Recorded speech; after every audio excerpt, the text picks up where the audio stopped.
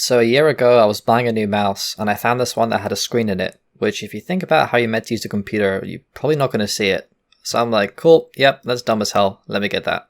And once you've got a mouse with a screen, I mean, you might as well complete the set. So then I got the keyboard with the screen too. This keyboard and mouse are the usual suspects. You've got like any lighting effect that you can imagine. Something that I found cool was this audio visualizer that like the lights correspond to the sound waves, which I thought was pretty cool.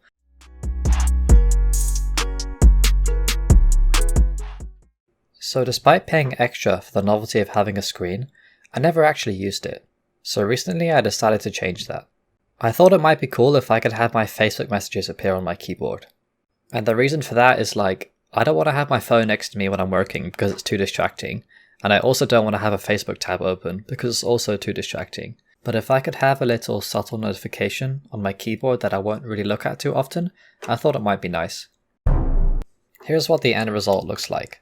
The functionality you have is it tells you how many unread messages you have, and then it also tells you who the last unread message was from. The screen doesn't flicker like this in person, and I'm not sure if you can tell from the video, but the screen is replicated on the mouse too. The reason there's a logo of two people next to the text is because the API for the screen is quite limited, so you're not able to send custom icons and you have to choose between a list of 42. To make this project, I split it into two distinct problems. The first one is getting messages from Facebook. There's no API for Messenger. I mean, there is, but it's only for pages. And I want this to work on my personal account. So we need to do something there. And secondly, if we do manage to get these messages, how can we send them to the keyboard? Quick disclaimer, I do currently work at Facebook, but nothing I say or do in this video represents my employer, and all comments and material are my own or available publicly. The way that we're going to be getting Facebook chat data is through this JavaScript library called Facebook Chat API. And I want to emphasize that this is completely unofficial. And I think the way it works is that it tricks Facebook into thinking that you're connecting with a real browser and it therefore sends you information.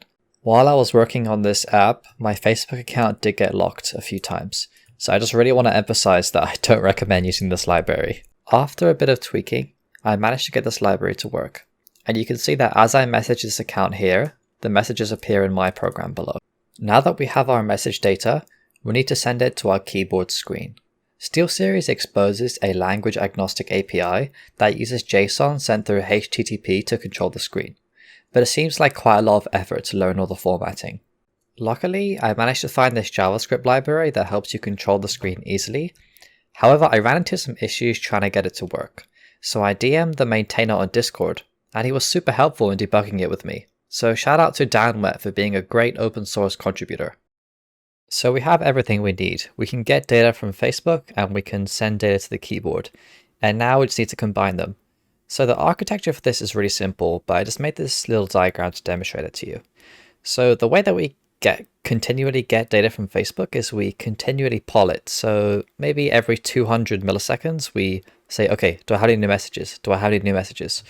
And then with that data, we then poll the screen as well. So we tell the screen every 100 milliseconds, say, okay, there's new data, there's new data, there's new data.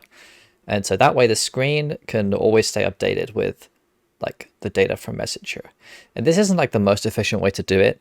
I mean, I hacked this together pretty quickly. It's just like an easy architecture that I found to do this. And that's pretty much it. As usual, there'll be a GitHub link in the description. And if you enjoyed this video, then make sure you subscribe.